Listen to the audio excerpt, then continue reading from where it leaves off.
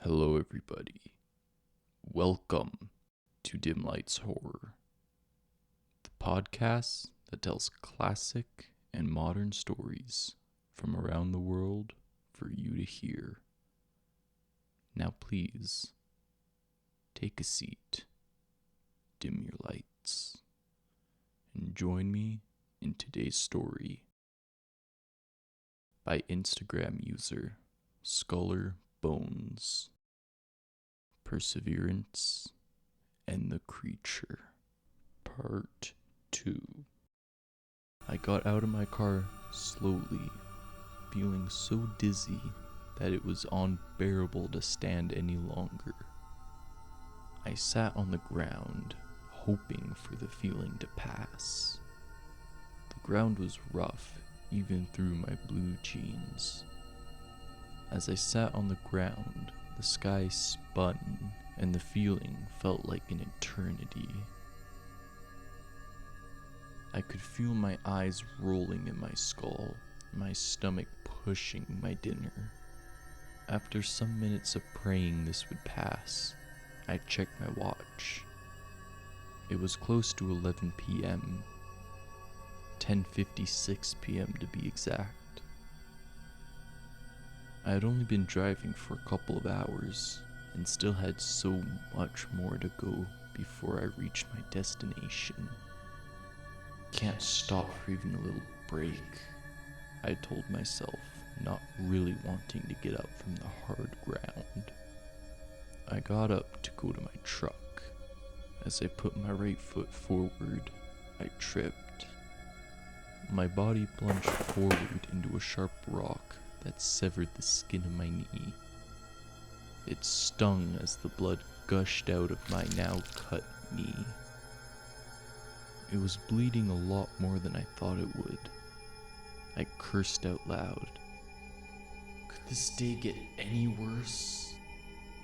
I then sat back down, unable to really move my leg. Why is this happening? I thought. The only day I decided to leave town and get hurt and feel sick. I stood still in my thought. I heard the most faint noise in the background. It sounded like the sound of screaming. It was as if a young boy was screaming, high-pitched, but not like a female's. My mind put the pieces together. Then Pedro's story hit me like a bag of hammers. Road 45, dizzy, feeling like I was gonna throw up, faint noises of screaming. What the heck? I whispered. The story seems to be true, but it can't. There's no such thing as mythical creatures. When Pedro told me the story, he never told me how he escaped the creature, so my mind was racing. If it's true, then how will I get out of the situation? I tried to get up, but my dizzy mind, sore knee, and tired eyes were preventing me from getting to my truck. A couple of feet did not seem like much, but it was taking me forever to reach my truck. It was like there was a barrier hovering over my car, preventing me from getting into it. I turned around and noticed it was easier to move in the direction that was behind me. But that was not the direction of my truck. I felt less dizzy facing the direction that I did not want to go towards.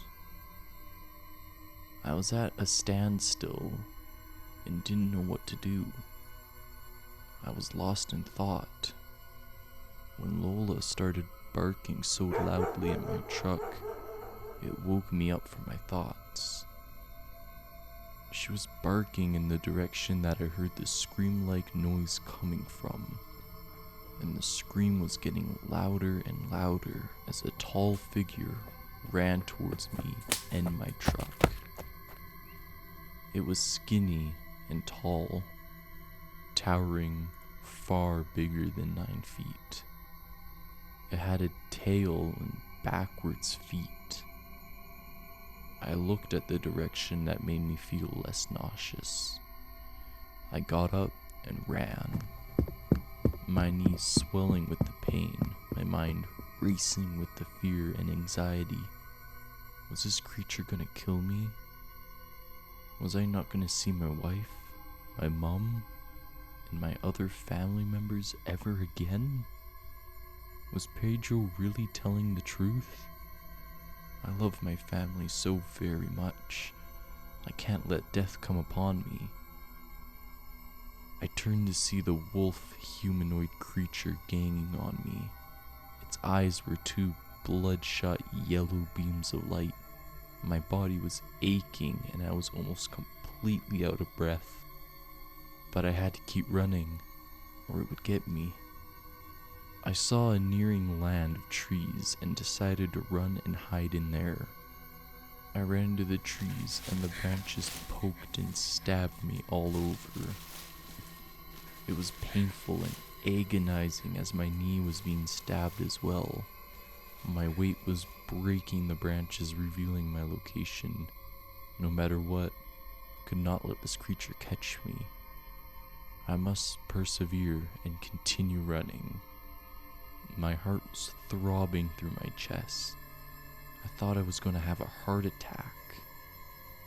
I had always been good at climbing trees, ever since I was a young boy. When I was young, I had a job of climbing trees to gather oranges for my father. With my mind still in a daze, I thought that I could climb a tree to escape the creature that I now know would identify as a skinwalker.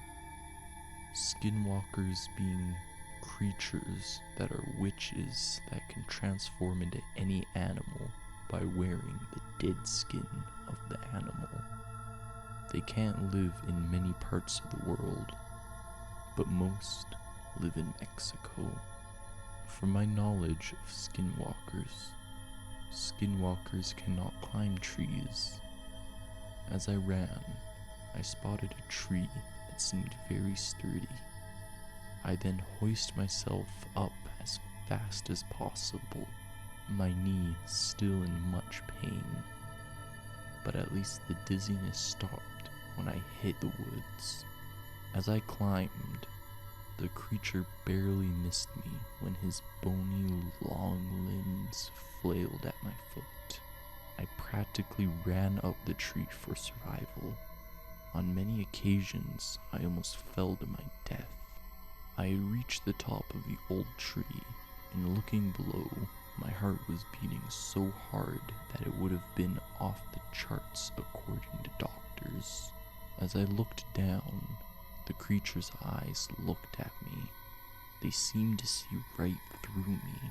It moved farther from the tree and let out a most excruciatingly loud shriek that pierced my eardrums. I tried to cover my ears as they rung, but I forgot I was holding on to the tree. I moved my arms and began to fall. I had dropped a couple of meters when I reached out quickly to the trunk. The creature's jaws were close once again, but not close enough. I climbed up a little bit more up the trunk when the creature left and ran off. The moon reflected the shadows, and the shadow disappeared into the horizon. I had fallen asleep in the tree when my watch alarm went off at 7 in the morning. It was bright and there was no monster in sight. I crawled down the tree and dropped down into the soft grass.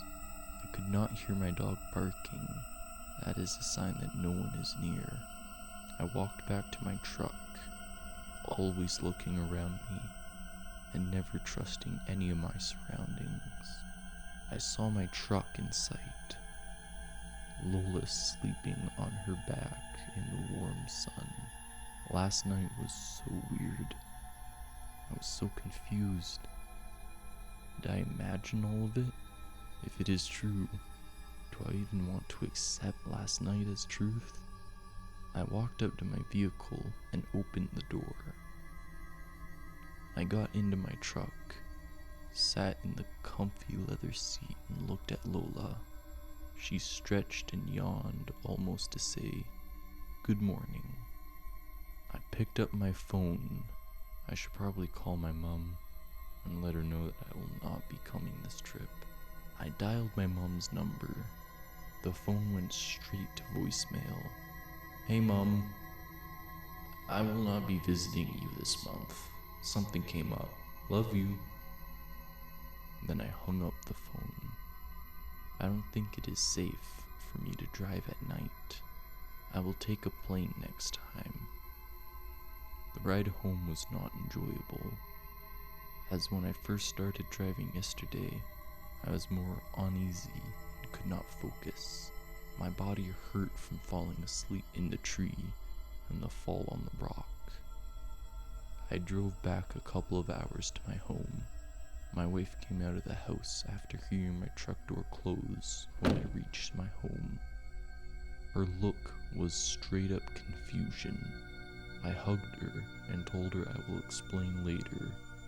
She asked if I was okay.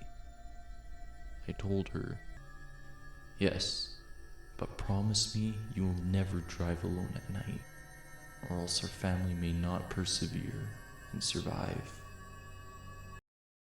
Thank you all for listening. If you're listening on YouTube, please subscribe and leave a comment. I value your feedback. And if you're listening on Spotify, click the follow button to hear more stories from Dim Lights Horror. And be sure to take a look at my Facebook and Instagram. Just look up Dim Lights Horror in the search bar. Good night, everybody.